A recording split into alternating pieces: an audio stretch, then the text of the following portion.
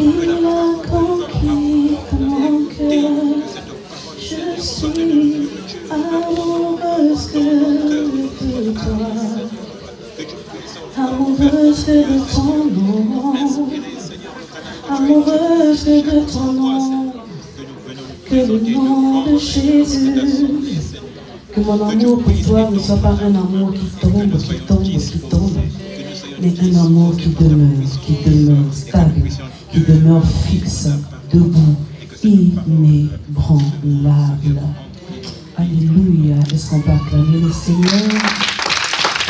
Est-ce qu'on peut acclamer plus que ça? Tu vas acclamer plus que ça, s'il te plaît. Tu vas te sentir libre. Tu vas bouger un peu, tu vas regarder ton frère et ta soeur, tu vas encore lui souhaiter la bienvenue, tu vas lui dire, je suis tellement dans la joie de te revoir aujourd'hui, amen. J'ose croire que tu as passé une belle semaine, alléluia. Alors bougeons un peu, bougeons un peu, bougeons un peu, ne serons pas frigorifiés, mais communiquons la chaleur, n'est-ce pas? Gloire à Dieu. Les chantres, vous allez vous asseoir, soyez bénis. Et s'il vous plaît,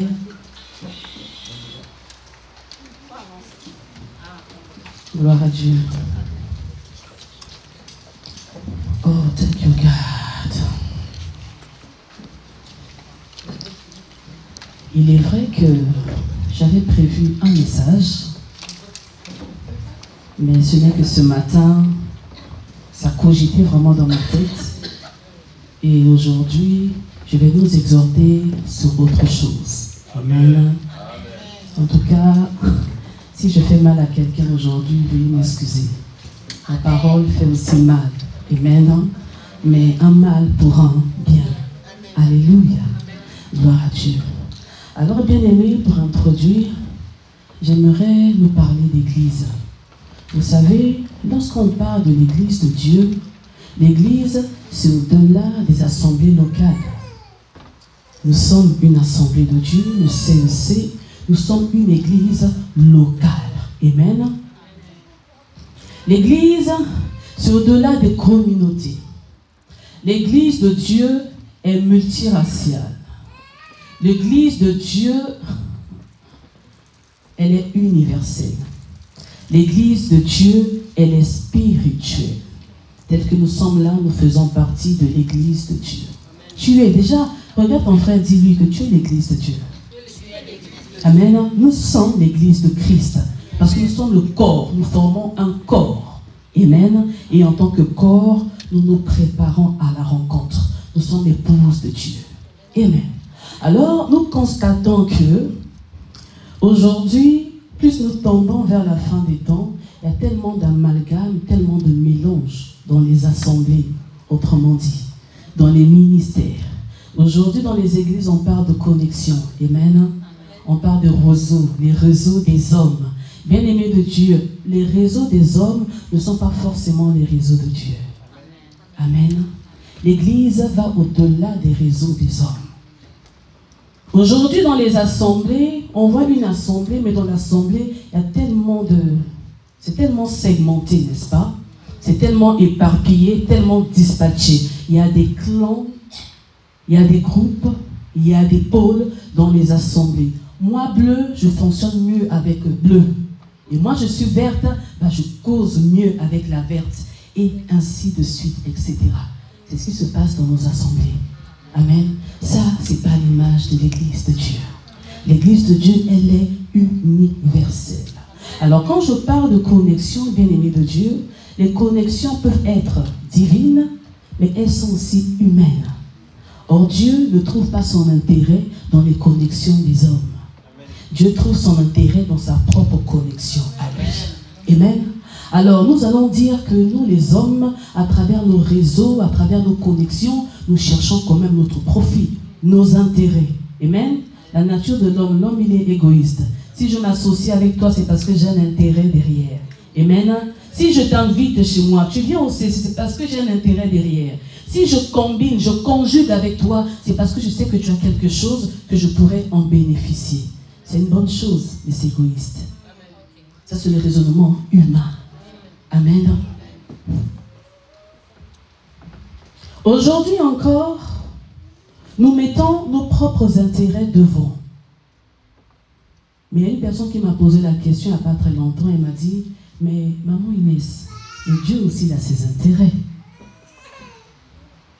C'est vrai. Dieu aussi a ses intérêts. Il nous a tant aimés, c'est vrai. Il nous a sauvés parce qu'il a aussi ses intérêts. Mais les intérêts de Dieu ne sont pas égoïstes. Parce que même dans ses intérêts sont pour nous, en fin de compte. Alléluia. Tout ce qu'il fait, c'est pour sa gloire, mais c'est par amour pour nous. Donc tout est en notre avantage, contrairement aux intérêts des hommes. Est-ce que tu peux dire renouvellement ce matin? Tu vas acclamer le Seigneur. Alors nous allons ouvrir nos Bibles. Nous allons lire dans le livre, j'ai pris quand même quelques passages. Alors pour commencer, nous allons lire dans Josué. Josué 3, du verset 15 au verset 17. Je vais lire au nom du Seigneur pour gagner le temps. Alors si quelqu'un a trouvé, pourquoi pas. Et sinon, je vais faire la lecture.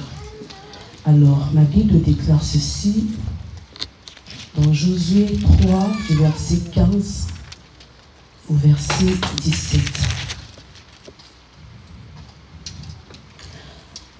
Quand les sacrificateurs qui portaient l'arche furent arrivés au Jourdain et que leurs pieds se furent mouillés au bord de l'eau, le Jourdain regorge par-dessus toutes ses rives tout le temps de la moisson. Les eaux qui descendent d'en haut s'arrêtèrent et s'élevèrent en un monceau, à une très grande distance, près de la ville d'Adon, qui est à côté de Startam, et celles qui descendaient vers la mer de la plaine. Retenez cela. La mer salée furent complètement coupées. Le peuple passa vis-à-vis de Jéricho. Nous connaissons la suite, le peuple passa à sec. Amen. Alors, je vais prendre le livre de Genèse 13. Genèse 13 du verset 9 au verset 11. Je vais essayer de faire comme l'apôtre, lire une bonne fois. Genèse 13, 9 à 11. Ma Bible déclare ceci. Là, il s'agit de Lot et de son oncle Abraham. Lot leva les yeux et vit toute la plaine du Jourdain, qui était entièrement arrosée, avant que l'Éternel eût détruit Sodome et Gomorrhe. C'était jusqu'à Tchoar, comme un jardin de l'Éternel, comme le pays d'Égypte. Alléluia. Lot choisit pour lui toute la plaine du Jourdain et il s'avança vers l'Orient. C'est ainsi qu'ils se séparèrent l'un de l'autre. Alléluia. Nous allons prendre 1 Roi 3, le verset 16.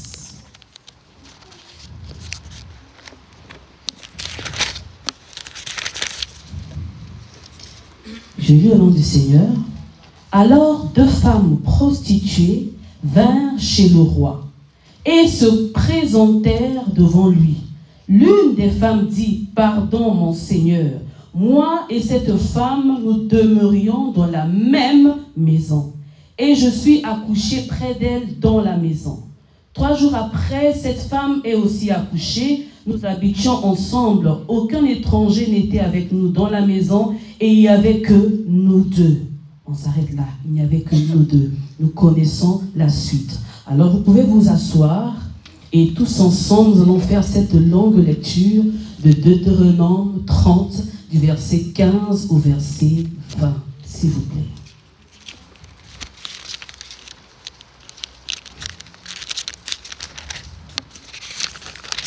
Deutéronome chapitre 30, du verset 15 au verset 20.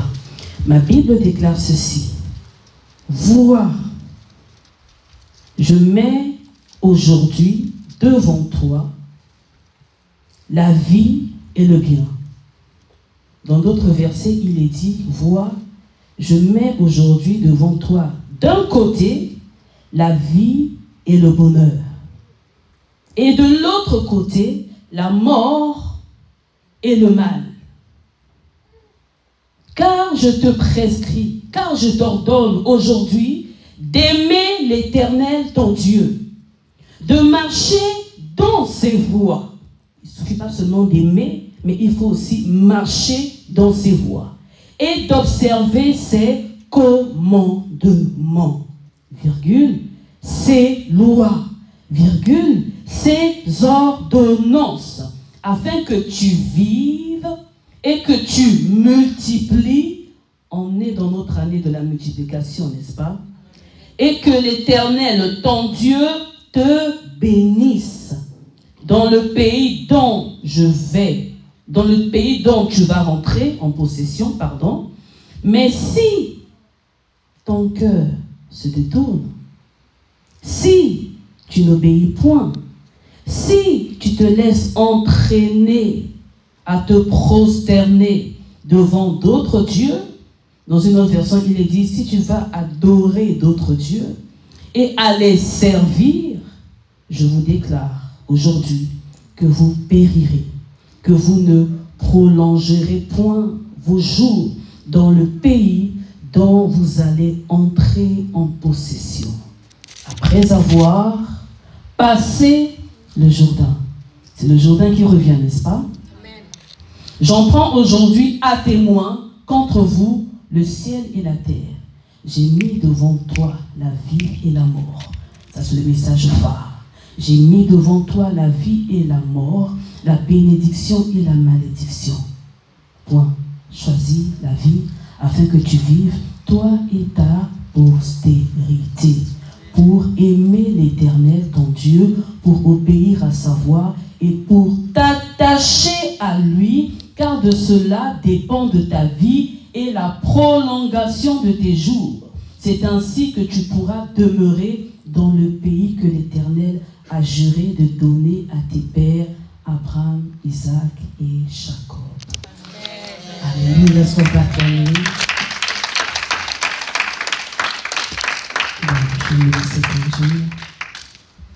Oh mon Dieu, mon Dieu, mon Dieu. Bien-aimés, aujourd'hui nous allons nous baser sur un certain personnage. Nous allons nous baser sur Lot aujourd'hui. À travers tous les passages que nous avons eu à lire, il y a un mot qui revenait. D'ailleurs, plusieurs. Je parlerai même de verbe. Le verbe voir. Amen. Le verbe voir a tellement retenti à travers tous les versets qu'on a eu à lire. Et le mot Jourdain a tellement retenti à travers tout ce qu'on a eu à lire. L'apôtre ici présent, il a eu tellement à nous bénir sur le mot Jourdain. Amen. Je me rappelle encore une fois, il nous avait enseigné sur les 4 étapes d'un disciple. En tant que disciple, on parle de discipolat, n'est-ce pas? Et dans le discipolat, il y a des étapes. Et tout en sachant qu'avant de devenir disciple de Dieu, on est d'abord, avant tout, enfant de Dieu. Amen. Mais lorsqu'on devient disciple, dans le mot disciple, il y a la discipline. Et dans la discipline, il faut qu'il y ait de la volonté. Je décide de me discipliner. Pourquoi? Parce que j'ai une marche à suivre. Pourquoi? Parce que j'ai un chemin à emprunter. Ce chemin qui doit m'emmener quelque part. Et à travers cette marche de la foi, comme on aime bien le dire, on passe par Gilgal. Amen. Gilgal, c'est le lieu des pierres. Un cercle de pierres, bien aimé. Gilgal, c'est le lieu du confort. C'est le lieu des habitudes. J'ai accepté Christ, mais je ne change pas trop. Je demeure pratiquement la même personne. Je bénéficie de la grâce de Dieu, mais je ne pousse pas loin. Je ne paye pas du tout le prix. Je suis chrétien, mais je reste enfant de Dieu. Or, il te faut quitter Gilgal. Soyons ensemble participants. Il nous faut quitter Gilgal. Mais après Gilgal, nous entrons où exactement? Après Gilgal, c'est Bethel. Bethel, symbolise la maison de Dieu. Bethel symbolise la présence de Dieu. Dieu accepte tout le monde. Venez à moi tel que vous êtes. Nous venons avec nos charges, nous venons avec nos failles, avec nos défauts, avec notre personnalité, avec nos âmes qui ne sont pas réellement restaurées. Et quand l'âme n'est pas restaurée, l'âme va non seulement piquer les autres, mais va te piquer toi-même. Parce que le cœur blessé blesse les autres, mais va aussi s'auto-blesser lui-même. Ça, c'est ce que nous oublions. Nous pensons que nous blessons seulement les autres, mais nous nous blessons nous-mêmes d'abord en premier. Amen. Quand je suis quelqu'un de susceptible, tu me blesses, tu me parles mal, alors moi, pour me venger, alors je vais te cingler. Je vais te flinguer à travers mes mots. Tu seras blessé, mais moi-même, au fait, je me blesse. Et ça, c'est ce qui se passe souvent au niveau des couples. Amen. Au niveau des couples, on aime bien se blesser. Parce qu'il m'a mal parlé, alors moi aussi, je vais décharger. Mais quand tu blesses l'autre, parce que l'homme qui méprise son épouse, la femme qui méprise son époux, se méprise elle-même. Alors quand tu blesses l'autre, en fait, tu te blesses toi-même. Quand tu limites l'autre, tu te limites toi-même. Amen, les couples. Alors la maison de Dieu, qui est l'image de Bethel, c'est pour tout le monde. Mais quand nous accédons à Bethel, c'est un lieu de transformation. Bethel, c'est une atmosphère de préparation, de dépouillement et de changement. On ne peut pas demeurer les mêmes personnes indéfiniment. Mais qu'est-ce qui se passe dans les assemblées? Nous sommes là 5 ans, 1000 ans, 10 ans. On est toujours les mêmes personnes. Nous trimballons toujours notre nature d'antan. La nature adamique que nous ramenons dans l'église. Alors que Christ, il avait tout accompli. Comment expliquer? Comment je m'aime? C'est pour te dire que Christ a tout accompli. Mais, il y a encore du travail. Amen. Alléluia. Alors, il te faut passer par Bethel. Mais tu ne t'arrêtes pas à Bethel. Il faut affronter Jéricho. Parce que lorsque tu t'imprègnes de la présence de Dieu, on dit bien que la présence de Dieu déploie, génère sa puissance. Donc quand tu reçois la présence, il faut que la puissance s'active. Ne sois pas comme les fils de Sheba. Tu es là au nom de Jésus. Le démon, il est là, il te dit, hé petit, là, fais avec moi. Tu parles avec autorité et les ténèbres sont fouillées. Amen. Donc on doit recevoir le bagage de la présence et aussi de la puissance. À tous ceux qui l'ont reçu, elle les a donné le pouvoir de devenir enfants de Dieu. Alors quand on devient enfant de Dieu, nous ne sommes plus nés du sang et de la chair, mais de la volonté du Père. Et quelle est la volonté du Père? Le Père recherche des vrais adorateurs, qui l'adorent en esprit et en vérité. Donc ils le servent, parce que adorer, c'est obéir. Obéir, c'est servir. Obéir à quoi? Obéir à la parole de Dieu. Ça, c'est la base. Mais comme nous revoyons dans Deutéronome, il ne s'agit pas seulement d'obéir à la parole, mais il s'agit aussi de respecter, d'honorer les préceptes, les commandements, les ordonnances, les lois de l'Éternel. Alors tu tu me diras, mais oui, commandement. Oui, il y a 10 commandements. Il n'y a pas que 10 commandements. Tu ne. Mais il n'y a pas que 10 commandements. Il y en a tellement.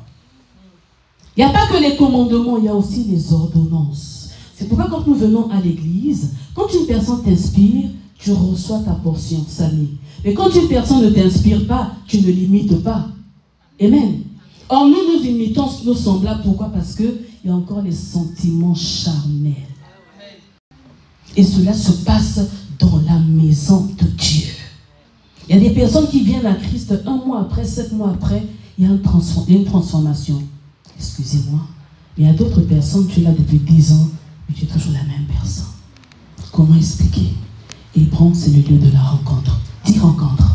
Il faut rencontrer Christ. On vient rencontrer Christ. On ne vient pas dans les assemblées pour faire copain, copine. On est là pour aider les religieux, on tape des mains, on dit amen, amen, la parole, ça rentre là, ça sort là, ça ne transforme pas les vies.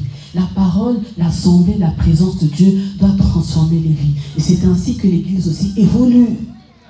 L'Église aussi évolue. Il y a des dimensions, il y a des grâces, il y a des choses, des opportunités qu'on n'arrive pas à saisir. C'est pourquoi? Parce que nous sommes encore à base de terre. On va dire que Dieu a fermé le ciel. Non, Dieu au contraire, il est là impatient. Il dit, ma fille Chimène, allez, monte. Le ciel est désormais ouvert. Il y a le mouvement des anges, c'est à toi de monter. Fais un effort. Parce que moi, je peux descendre sans problème. Mais toi, il faut monter. Mais nous, au lieu de regarder le haut pour monter, nous sommes là à pas se taire. C'est bien beau de marcher. Hein? Je marche, mais je marche à pas se taire. À un moment donné, il faut s'arrêter de marcher. Il faut monter. Il y a parole et parole.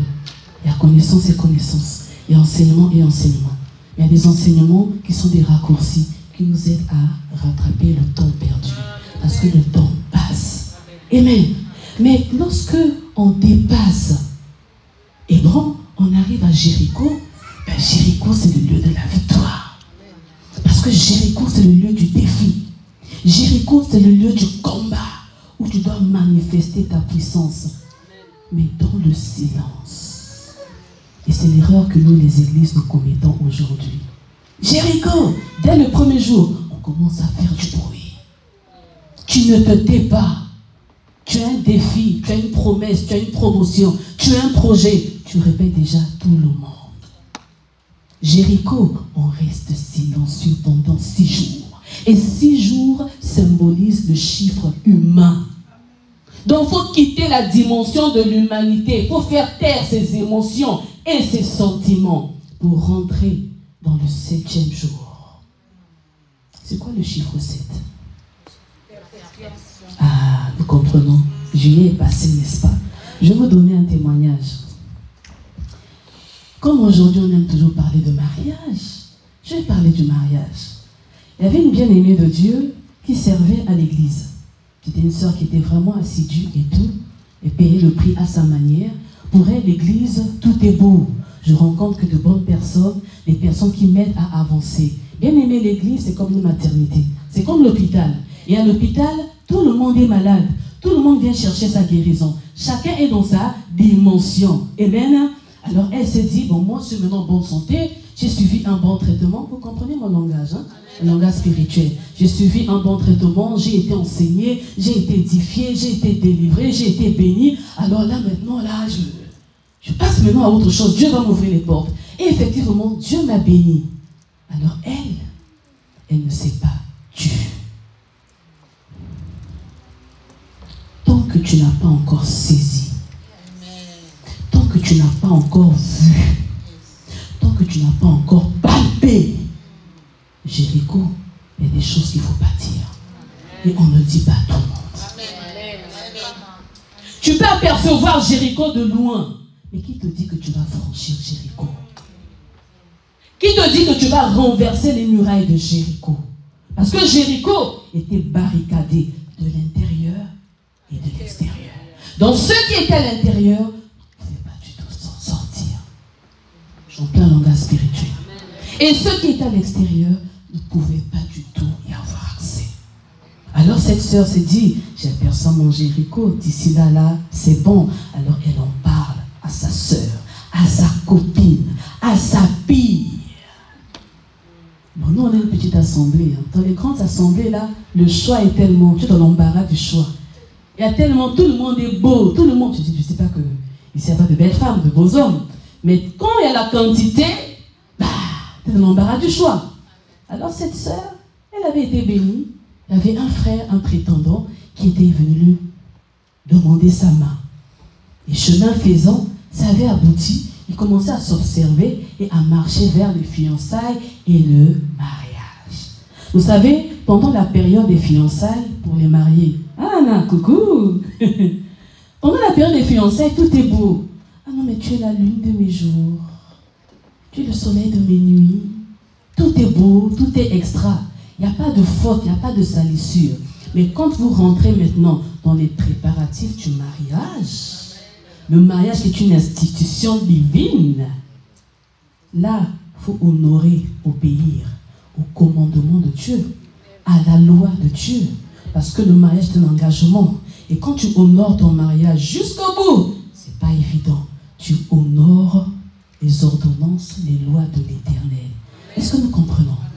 Il y a beaucoup de choses, nous tapons à côté. c'est pas les blocages, c'est pas les démons, mais c'est parce que nous n'honorons pas les lois de l'Éternel. Ces lois sont établies avant la fondation du monde. Et c'est d'ailleurs la première loi, la première institution divine qui a été établie depuis le jardin. Mais nous n'honorons pas. Alors quand nous n'honorons pas, nous faisons notre choix. Choisir la vie et non la mort. Alors lorsque nous rentrons dans cette dimension, dans ce processus de mariage, l'ennemi n'est pas content parce que le contraire de l'ennemi, lui c'est que lui, il honore toujours le contraire de Dieu. Si Dieu valide le mariage, lui, il valide. Amen. Et c'est pendant les préparatifs, les mariés ne me diront pas le contraire, qu'il y a plus de combats, il y a plus d'incompréhension, il y a plus de quiproquos, des interférences, pour rien on s'enflamme et tout. Mais non, on est ensemble, on prépare le mariage. Ça c'est le but de l'ennemi. Alors cette sœur ne savait pas qu'il y avait des interférences qui l'attendaient. Elle a parlé à sa copine. Sa copine, elle a souri, évidemment. Mais le cœur de l'homme est tortueux. Bien-aimé, quand tu te livres à quelqu'un, il ne faut jamais se livrer à 100%. Il faut toujours garder un jardin secret. C'est très important. Parce que tu ne sais pas qui est en face de toi. Si le Seigneur te convainc, tu le fais. Mais sinon, là je n'encourage pas les personnes qui sont très secrètes. Hein? Là je jette une petite pierre quelque part. Alors, elle a fait confiance. L'amour n'exclut pas la prudence et le contrôle. Sa copine, je suis contente pour toi, alors présente-le-moi. Et quand elle a présenté le frère, il était aussi la cible de la sœur. Le frère, il était bien positionné. Alors la copine, elle avait tous les réseaux, toutes les informations concernant le frère. Alors elle commençait maintenant le 7e culte. Non, pas le 7e, le 2e culte, derrière le frère. Donc quand la fiancée partait, la copine prenait la place derrière. Amen. Et comme elle avait déjà toutes les cartes concernant ce frère, elle a rajouté, elle a extrapolé, elle a embelli son dossier. Alors qu'est-ce qui s'est passé? Le frère commençait maintenant à se poser des questions. Est-ce que la première c'est la bonne ou pas? Et il a mis sur la balance, c'est la deuxième qui avait gagné. Et la première, elle a perdu. Et les deux se sont mariés. Et bon, dans la maison de Dieu, dans la présence de Dieu, il y a beaucoup de choses qui se passent. Il faut être focalisé sur soi-même. Parce que nous sommes des disciples. Dis, je dois me discipliner. Parce que je dois traverser le Jourdain. Alors après Jéricho, c'est le Jourdain. Et le Jourdain, on ne contemple pas le Jourdain. Le Jourdain, on ne s'y installe pas. Le Jourdain, on le traverse. Acclame la parole. Le Jourdain est fait pour être traversé. Oh mon Dieu. Le Jourdain est fait pour passer. Le Jourdain est un passage. Le Jourdain, c'est le lieu de la mort. Le Jourdain, c'est le lieu du changement. Le Jourdain, c'est le lieu de la mort à la vie, de la malédiction à la bénédiction, du vide au comblement. Amen. Du malheur au bonheur. De la tristesse à la joie. Mais attention, ça peut faire aussi l'effet boomerang. Dis l'effet boomerang. Cela veut dire que au lieu que tu passes à la vie, tu passes à la mort. C'est compliqué. Le Jourdain, on ne blague pas avec le Jourdain. Nous avons lu dans Josué que pendant la fête des moissons, la fête des récoltes, la période plutôt de la moisson et de la récolte, le Jourdain débordait toujours. Amen. Le Jourdain débordait. Il n'était pas calme.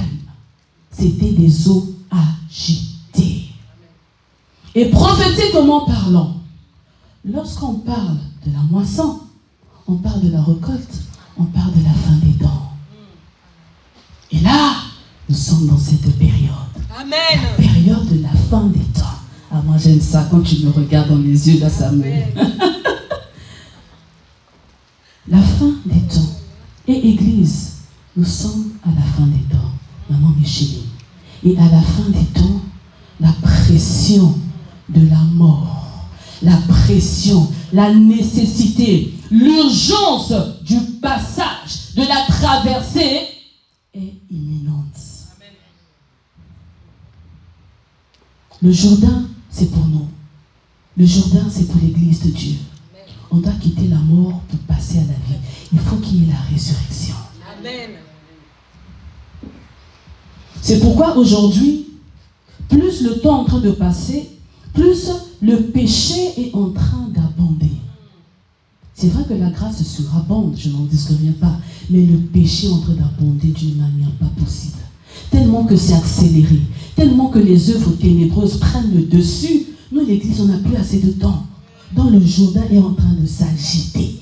Ça déborde, ça déborde. Maintenant, c'est à nous les chrétiens, c'est à nous l'Église de Dieu, c'est à nous les sacrificateurs de franchir les pas dans le Jourdain. Et quand tu rentres dans le Jourdain, qu'est-ce qui se passe? Il y a délimitation. L'eau ne coule plus. Je ne sais pas si vous comprenez. De par notre présence, Église de Dieu, de par notre présence, ouvriers et ouvrières de la dernière heure, les eaux qui s'agitent se calment. Et le passage s'opère à sec. N'est-il pas dit que les enfants d'Israël traversèrent la mer Rouge à sec? N'est-il pas dit qu'un certain paralytique pendant 38 ans est resté stagné, stoïque quelque part pendant 38 ans, mais lorsqu'il reçut sa bénédiction, sa guérison, il était à sec? N'est-il pas dit, c'est mon passage phare de l'année, au commencement, l'Esprit de Dieu se mouvait au-dessus d'elle. On a le pouvoir de dompter, d'assujettir la puissance, les pressions de l'eau. Pourquoi? Parce qu'on doit la traverser. On a été destiné, on a été créé, on a été conditionné, si vous voulez, pour traverser. Pourquoi? Parce qu'on a l'esprit supérieur, et l'esprit supérieur est au-dessus d'elle. Est-ce que nous comprenons? Alors je vais acclamer la parole. Maintenant, pour rentrer dans le vif du sujet, j'ai plus assez de temps, concernant Lot. Lot était le neveu d'Abraham, le patriarche, le père de la foi, la racine. Comme l'apôtre aime bien le dire, Abraham n'était pas parfait. Abraham, il venait de quelque part, dur, en Chaldée. Il y avait quoi chez eux? Il y avait des meurtres, il y avait des sacrifices des humains, l'occultisme, il y avait toutes ces choses-là. Mais malgré cela, Dieu est allé le chercher. Tu es mon choix. Alors j'aimerais parler à quelqu'un, quel que soit ton passé, quel que soit d'où tu viens, tes origines, la maison de ton père, Dieu a un plan avec toi. Le plus important est de quitter. Si tu ne quittes pas, tu ne verras pas la traversée du Jourdain. Si tu ne quittes pas, tu ne contempleras pas Canaan. Parce qu'après le Jourdain, c'est Canaan. C'est la promesse, c'est l'allégresse, c'est la victoire, c'est les bénédictions, c'est la possession et la domination. Chose que Lot n'avait pas du tout compris. Alors je vais vous donner mon thème d'aujourd'hui. Mon thème c'est Lot le voilé. C'est pas ironique, hein, mais c'est triste. C'est aberrant. Lot le voilé. Lot était le neveu d'Abraham. Abraham était la racine de sa descendance. Amen. Il n'était pas le fruit de Térak, parce que lorsque Abraham a quitté, il l'a coupé. Qu'est-ce qu'il a coupé d'ailleurs? Si nous comprenons le message. Qu'est-ce qu'Abraham a coupé? Les cordons, les liens. Amen. Il y eut séparation. Et il devint racine. Lui qui était le fruit de Térak, il devint la racine de son peuple, Israël. Et lui-même ne savait pas que son peuple, sa descendance allait s'appeler Israël. Dans sa tête, il y avait seulement un peuple, une terre promise, qui s'appellera peut-être Canaan. Mais il ne savait pas qu'il y avait un nom qui était encore caché, mais un nom qui allait être une identité remarquable, une certaine référence. Dieu ne nous montre jamais tout. Dieu cache toujours certaines choses. Et les choses qui sont cachées, c'est les choses qui vont nous mener dans sa gloire.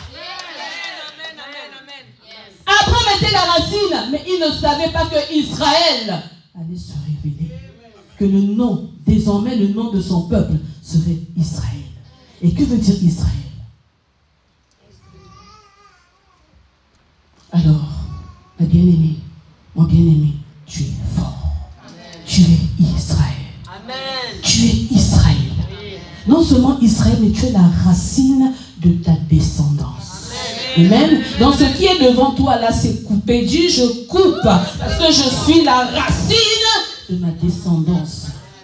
Une racine intergénérationnelle. Donc de par moi, les bonnes choses arrivent. Si avant moi, il n'y avait pas de mariage, si avant moi, il n'y avait pas de fécondité, si avant moi, il n'y avait pas de PDG, des millionnaires, des milliardaires, après moi, il y en aura. Parce que je suis une racine.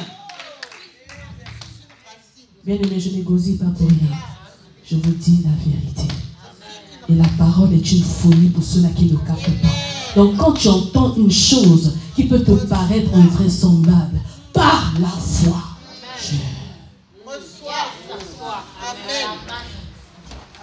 d'ailleurs, c'est ce qui se passe, Église. Lot, le voilé.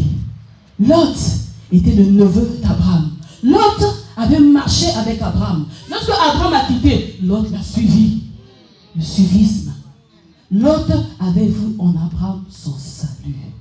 Il avait vu en Abraham une destinée meilleure. Non, si je m'attache à cet homme, ma vie va changer. Si je m'attache à cette femme, ma vie sera tourbillonnée. Si je m'attache à cette circonstance, les choses vont changer autour de moi. Je vais quitter des dimensions. Je ne vais pas seulement rester à Gilgal, mais je vais enfin rentrer dans Canaan. Et ça, c'est ce que Lot se disait. Mais n'avez-vous pas compris une chose?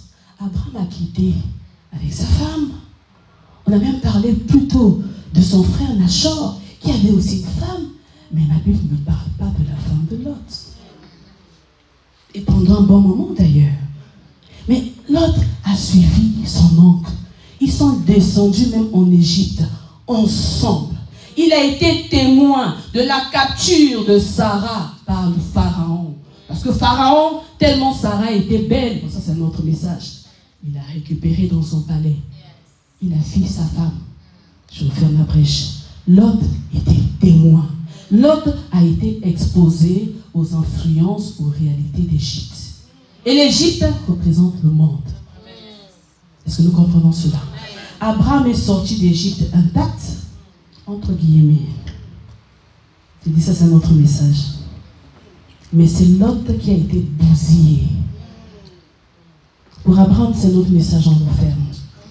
Et c'est très profond. Mais pour Lot, il a reçu les influences du monde, de l'Égypte. Dieu, le maître des temps et des circonstances, n'a pas dit à Abraham de se séparer de son neveu.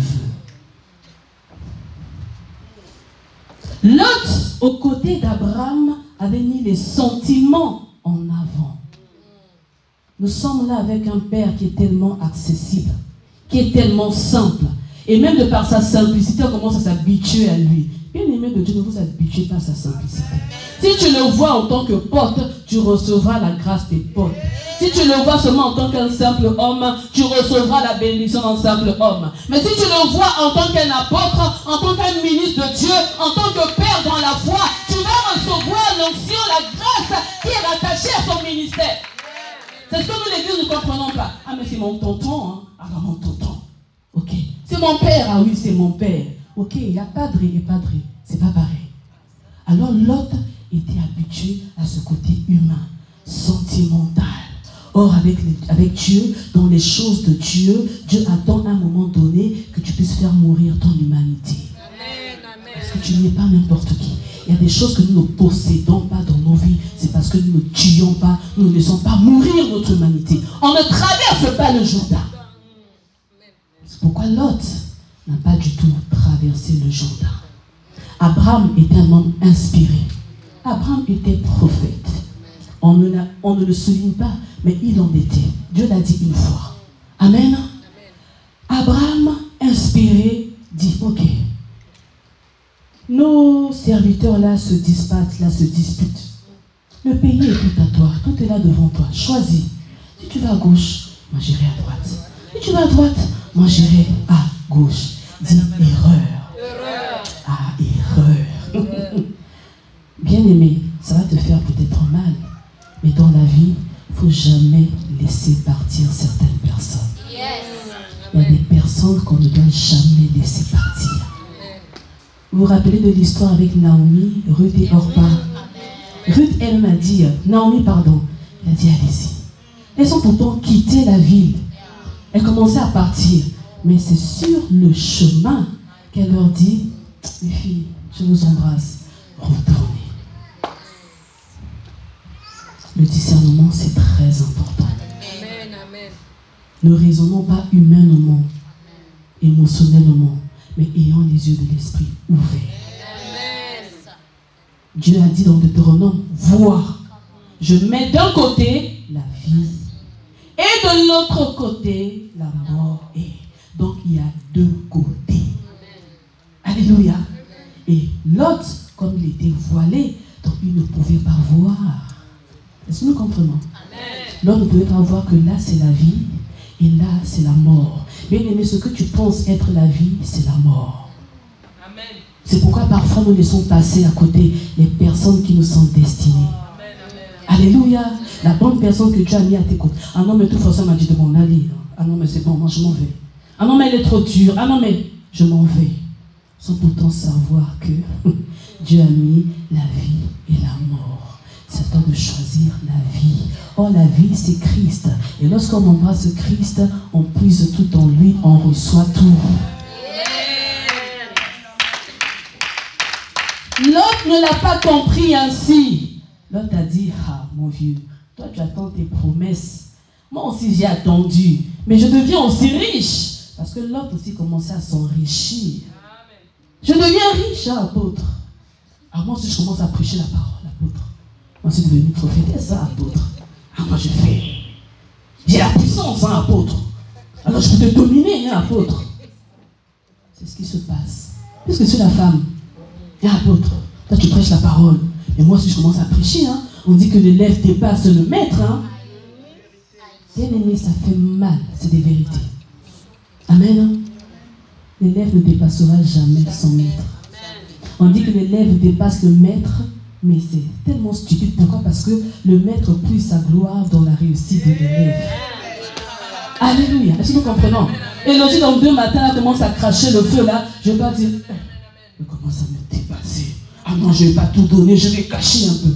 Non, on transmet tout parce que c'est la relève de demain. Plus elle perce, plus elle creuse, plus elle monte dans les hauteurs, c'est la gloire du maître. C'est pareil avec Rabouni, notre maître, le Seigneur. Lorsque nous montons, Dieu est dans la joie, c'est ma fierté. Quand tu regardes Micheline, c'est ma fierté. Quand tu regardes Adèle, c'est ma fierté. Quand tu regardes le CEC, c'est ma fierté. Et nous les hommes, quand les enfants commencent à monter, là, à se distinguer, là, on va commencer à l'acclamer. Ah non. Alors Abraham dit, ok, regarde ce chemin-là, tout est bon. Fais ton choix. Comme tu as grandi, écoutez ceci, soyez attentifs. Comme tu as grandi, comme tu as gagné en maturité, comme tu peux tout faire sans moi, comme tu n'as plus besoin de moi, alors voici le billet devant toi. Mon Dieu, mon Dieu, mon Dieu. Eux, ils savent quand je fais ça. Amen. Parce que ça ne vient pas de moi. Alléluia. L'autre, je dirais peut-être stupidement ou émotionnellement, avec les yeux physiques, parce qu'il était voilé. Amen. Il est passé par Gilgal, soi-disant. Il est passé par Hébron, soi-disant. Il est passé par Jéricho, soi-disant. J'aimerais te dire, il y a certaines victoires que tu appelles victoires sont des échecs devant Dieu. Il y a certaines victoires, nous sommes là, nous jubilons. J'ai vécu. C'est de l'échec aux yeux de Dieu. Et il y a certains échecs, my God, c'est la victoire aux yeux de Dieu. Amen. Mon Dieu. Alors l'autre s'est dit, ça y est, la plaine. Moi, je choisis la plaine. La Bible dit, hein, toute la plaine. Ça ressemblait à quoi? C'était comme de l'Éternel. Comme l'Égypte. Le beau pays d'Égypte, il s'est référé à ce qu'il avait vu. Il s'est référé à ce qu'il avait aimé. En Égypte, il a aimé les choses. Alors quand il a vu les plaines, il s'est dit non, là c'est bon. Église, tu te compares à quoi? Quelle est ta base de référence? Quelle est ta source d'inspiration? Qu'est-ce qui t'inspire? Qu'est-ce qui te motive? Qu'est-ce qui t'influence? Nous sommes biaisés aujourd'hui. Pourquoi? Parce que l'église est mélangée. L'église est maintenant à l'image du monde. My God. L'église est à l'image du monde aujourd'hui. Les assemblées sont maintenant à l'image du monde. Les ministères, etc. à l'image du monde. Dans le monde, on danse comme ça. Et nous, on va essayer de faire comme ça. On essaie un peu d'imiter, hein, une petite similitude. Là, je prends un exemple terre à terre. Dans le monde, on donne un certain élan. Alors nous aussi à l'église, nous prenons cet élan-là. C'est l'apôtre qui m'envoie souvent des vidéos. Tu te rappelles la vidéo que tu m'avais envoyée? Les gens ont fait des comparaisons. Il y a eu un son qui a fait bouger les gens dans le monde. Moi, personnellement, même les titres là, en tout cas, je suis perdu. Alors, il y avait un style là, ça passait, ça faisait bouger les gens. Et du coup, on a maintenant pris une autre image de l'église, soi-disant une assemblée. Papa Whitney, la même danse, les mêmes cris. Go, go, go, go, go, go, go, go. Et la modératrice, elle est en train de battre les mains, en train de se déhancher, de bouger. On a fait la comparaison, maman Micheline. Quelle honte. Et la personne qui fait les commentaires, aujourd'hui sur les réseaux sociaux, on voit de tout. Hein. Lui, c'est un païen. Si tu es comme ça, là, moi, je vais aller à l'église pour faire quoi? Ce sont des troubadours. Excusez-moi le terme. Pour revenir sur Lot, Lot a choisi les plaines. Bien aimé, les plaines. Les plaines du Jourdain. On a dit que le Jourdain, symbolise la mort. Il faut passer par le Jourdain pour triompher.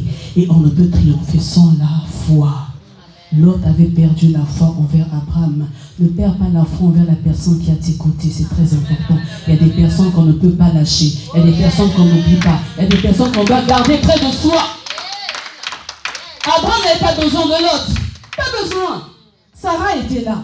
Eliezer était là. Ses serviteurs étaient là. Il avait toute une multitude. Le père de la multitude. Mais c'est Lot qui avait besoin d'Abraham. Il a dit, bon, Abraham, je répète toujours Abraham. De toute façon, Dieu n'a rien encore changé. Mais il oubliait que Abraham n'allait pas rester Abraham indéfiniment. Il allait devenir Abraham. Il faut que le âme de Dieu puisse rentrer dans ta vie. Les hommes peuvent mettre le point final dans ta vie, mais Dieu n'a pas mis le point final. Dieu met des virgules, des virgules, des virgules pour faire entrer son nom en toi. Abraham devient Abraham. Non, le père de la multitude devient le père de quoi? Abraham veut dire quoi? Affermissement. Père élevé. Alors élevé, quand on élève, qu'est-ce qui se passe? Quand on élève en... Oh mon Dieu. Tu n'acclames pas. Mon Dieu. N'acclame pas la parole. N'acclame pas pour mon pas de danse. N'acclame pour Jésus. Lot ne savait pas que son présent était son présent. Le présent n'est pas forcément le futur. Victoria. Le présent n'est pas forcément le futur, Elodie. Le présent n'est pas forcément le futur, Philomène. Amen. Lot, il a vu que c'était beau, tout était bien. Il a dit non, je vais me poser là. Il ne faut pas se poser là, il faut traverser. L'erreur qu'il a commis, il s'est arrêté là. Et bien aimé de Dieu, qui était la femme de Lot? Une femme sans nom. Vous allez me dire, mais la femme à la perte de sang, elle avait... Voilà. Une femme sans visage. Une femme sans histoire. Une femme sans avenir. Je vais vous choquer, vous savez. Il y a des choses que nous n'obtenons pas, que nous n'arrivons pas à saisir, même si on peut avoir la grâce, la compétence, le bagage, mais Dieu ne nous donnera pas. Pourquoi? À cause de la personne qui est à nos côtés. Parce que vous devenez une seule chair. Donc si moi je déverse cette grâce-là dans la vie de Sage, Mais la personne qui est à ses côtés, est-ce qu'elle est apte, capable de la porter davantage ou de l'enfoncer? C'est compliqué. Il y a des bénédictions, il y a des positions que nous n'avons pas du tout accéder. C'est parce que les personnes qui sont à nos côtés nous tirent vers le bas. C'est pourquoi nous disons la même dimension dans l'esprit.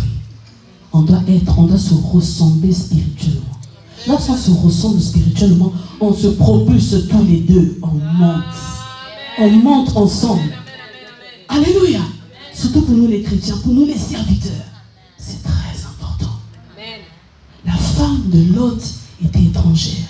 La femme de Lot était une sodomiste. Excusez-moi le terme. Elle était de Sodome et Gomorrhe. Amen. On ne parlait pas du tout d'elle. Mais lorsqu'on a fait allusion à elle, c'est lorsque les deux anges, toujours l'image de Dieu, amen, qu'il soit deux, qu'il soit trois, ça représente toujours la visitation divine. L'ange dit à Lot, prends ta femme et tes filles. Donc depuis tout ce temps-là, et encore Lot a dit, écoutez, pour vous préserver, moi je vous offre même une fille vierge. La femme, elle était là, n'a rien dit. Quelle mère? Non. Même Abraham, pour aller sacrifier, il a caché à Sarah. Parce qu'il savait que si je dis à Sarah, Sarah va paniquer. Il se tue. Mais l'autre, ouvertement, gaillardement, il dit, mais je vais les donner. Et la femme aussi ne dit rien. On montre la mentalité déjà. Et lorsque les anges lui dirent, allez-y, échappez-vous, partez, la femme aussi elle est sortie, c'est vrai. Lot, quand on lit dans Marc 11, si je ne me trompe pas, on parle d'un homme qui craint Dieu, un homme qui est juste, qui est droit. Donc un homme, une femme qui est passée par Gilgal, qui est passée par Hébron, qui est passée par Jéricho, et qui essaie de passer par le Jourdain, mais qui n'est jamais passé. Amen. Nous sommes des personnes pieuses à travers nos apparences. Je crains Dieu, je ne mens pas, je ne vole pas, je ne fais pas ci, je ne fais pas ça.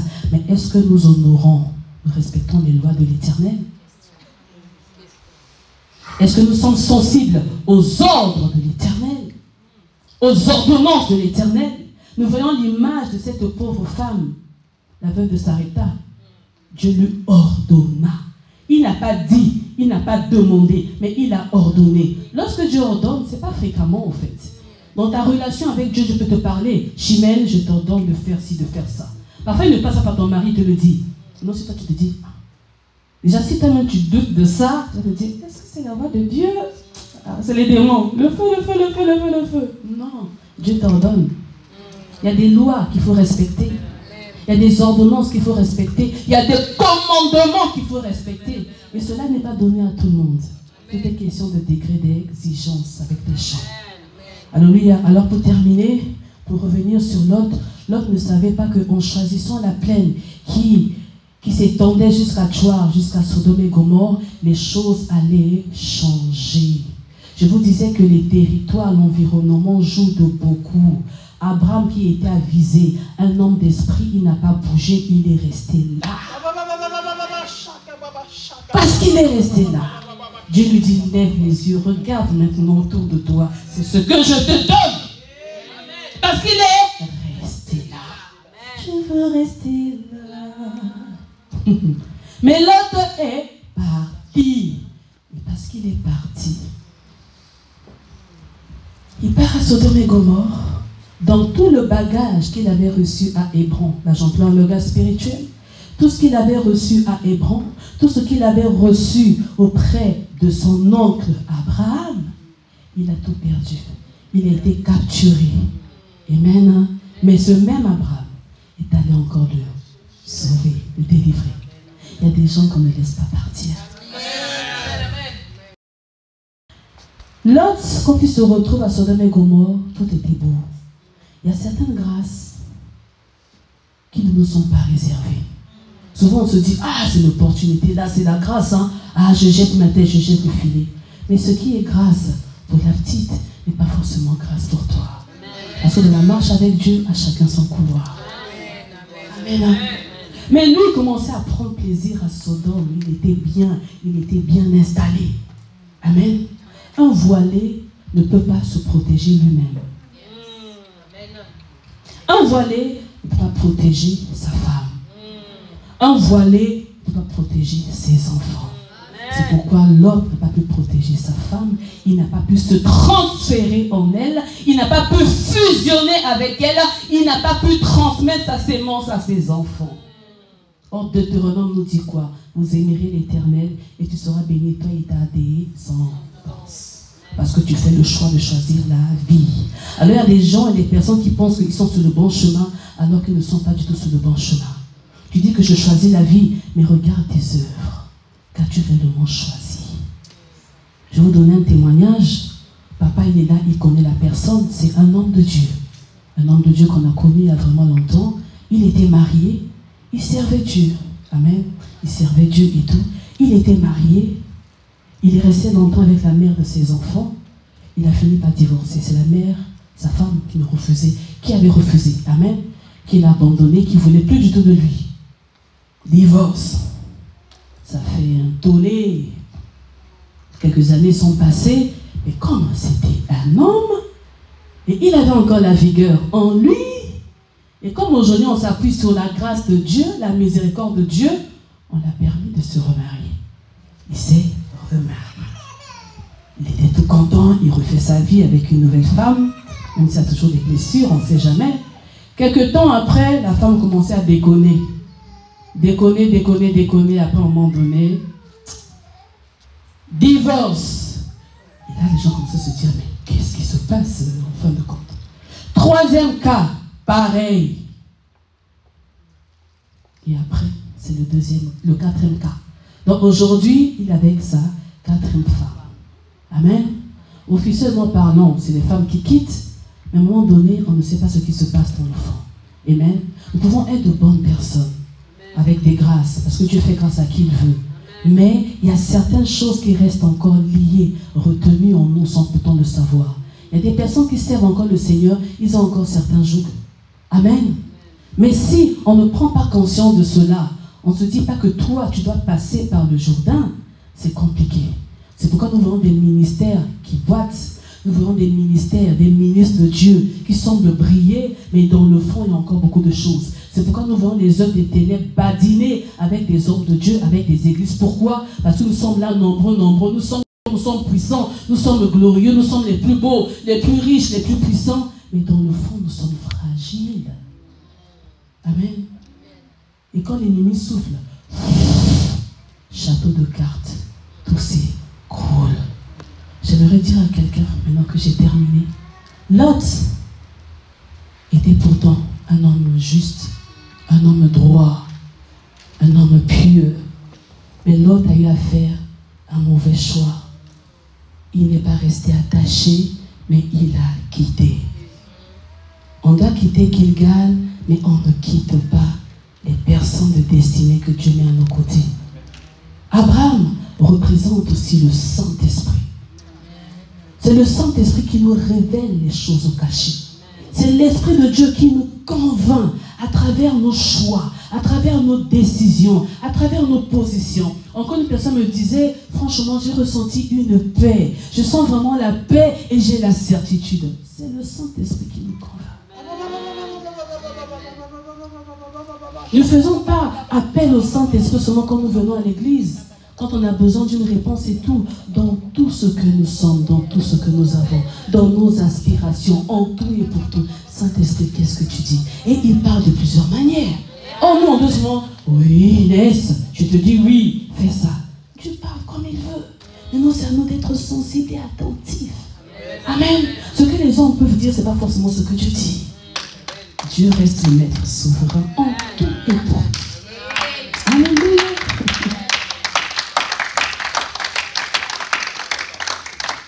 Lot est allé vers tout ce qui était beau et il a rencontré la mort. Parce qu'il a fait de mauvais choix, il n'a pas su transmettre à sa femme, il n'a pas su transmettre à ses filles les véritables valeurs. Et pourtant, il a pu s'échapper de Sodome et Gomorrhe. Mais plus tard, qu'est-ce qui se passe? Ces mêmes filles qui étaient soi-disant vierges, mais elles n'étaient que vierges dans leur mentalité. Bien-aimés de Dieu, Dieu continue nous bénir, il bénit aussi nos enfants. Il bénit notre descendance, notre progéniture, dont les fruits qui viennent derrière là sont bénis, sont assainis. Alors tu vas t'élever maintenant. Tu vas te tenir debout.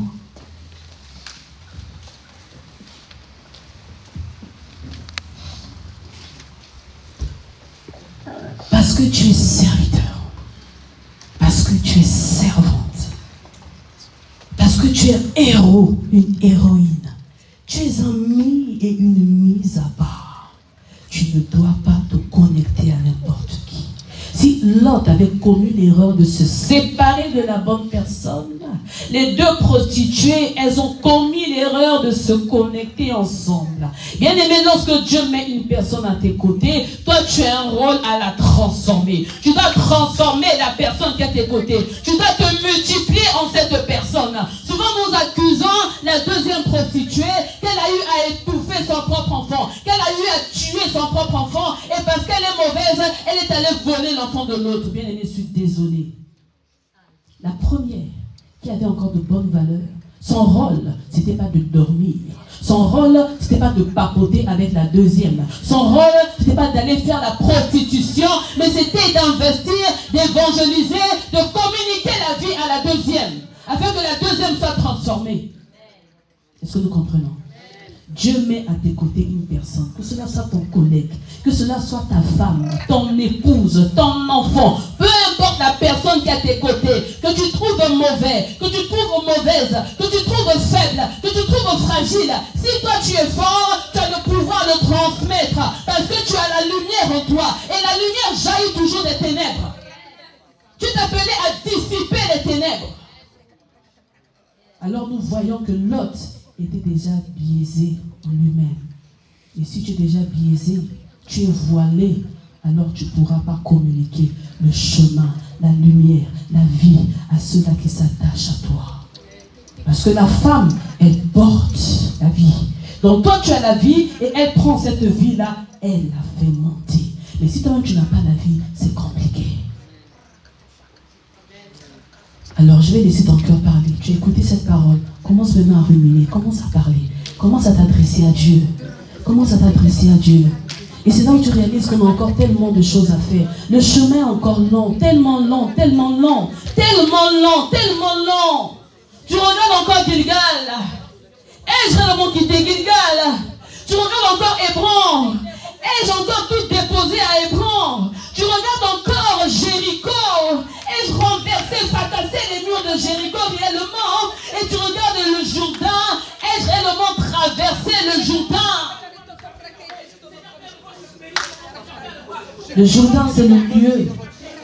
C'est le passage de la mort à la vie. Alors, est-ce que j'ai ressuscité avec Christ? Est-ce que mes raisonnements charnels sont morts? Est-ce que mon langage charnel est mort? Est-ce que ma vue charnelle est morte? Est-ce que mes désirs charnels sont morts? Est-ce que tout ce qui me tire vers le bas est mort? Sinon, je ne pourrais pas traverser le Jourdain à sec. Or, en ces temps de la fin, nous devons traverser le Jourdain à sec. C'est ainsi que j'invite l'ancienne à nous conduire pendant un certain temps de prière. Tout simplement diviser âme et esprit pour emmener tout simplement la volonté de Dieu dans notre vie. Alors tu vas encore prier ce matin. Moi, ce message m'a révolté pour me dire qu'il y a du temps qui est passé. Mais je dois me révolter parce que je dois tout simplement encore changer. Je dois tout simplement encore me transformer. Je dois encore tout simplement assujettir les désirs de ma chair, assujettir mes convoitises, assujettir ma volonté pour accomplir la volonté de Dieu. Alors encore ce matin, élève-toi dans la prière. Ne regarde pas ton frère, ne regarde pas ta soeur, ne regarde pas ta situation, mais lève-toi dans la prière et dis encore au Seigneur Jésus-Christ que je veux me dépouiller de tout ce qui est charnel. Je veux me dépouiller de tout ce qui est désir personnel. Je veux me dépouiller de tout ce qui ne te glorifie pas. Parce que Seigneur, le temps est court. Le temps est court. Le temps est court. Tu as fait de moi cette sentinelle pour ma famille. Alors Seigneur Père, je dois accomplir ta volonté. Je ne dois pas m'arrêter à ma volonté propre. Je ne dois pas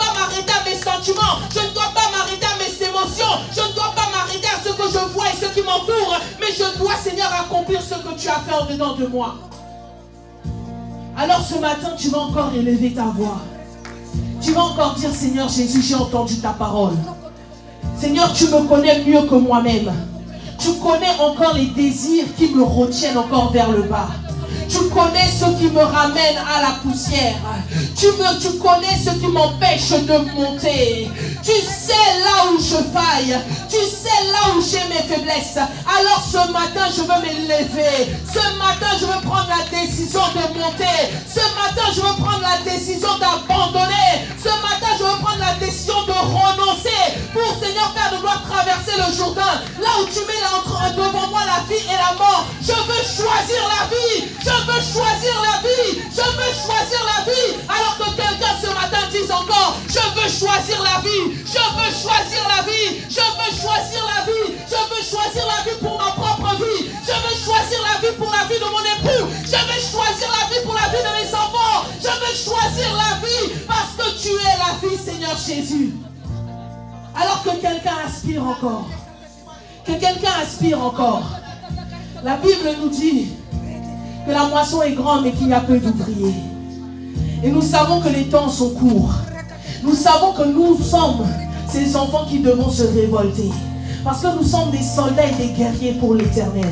Maman Inès a pu dire que Dieu a aussi son propre intérêt. Mais dans son intérêt, il y a quelque chose aussi pour nous.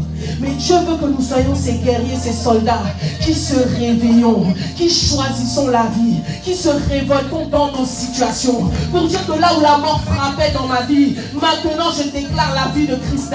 Que là où tout simplement les envies charnelles m'assujettissaient encore, je veux maintenant déclarer que cela n'est plus mon partage. Que là où j'avais du mal à renoncer, que maintenant je renonce véritablement. Et que maintenant je choisisse la vie. Que maintenant je choisisse la vie. Alors que des voix s'élèvent encore ce matin pour dire je choisis la vie. Tout est une question de choix. Tout est une question de choix. Tout est une question de choix. Alors là où tu es, je ne peux pas choisir à ta place. Là où tu es, je ne peux pas choisir à ta place. Là où tu es, je ne peux pas choisir à ta place. Mais toi, choisis Christ. Choisis la vie. Choisis de traverser dans le Jourdain à sec, à sec, à sec, à sec, à sec, à sec, à sec. Parce que c'est ta destinée. À sec. Choisis. Choisis. Le temps est court. Tu dois choisir. Le temps est court. Tu dois choisir. Alors choisis. Parce que lorsque tu choisis, Dieu vient et se positionne.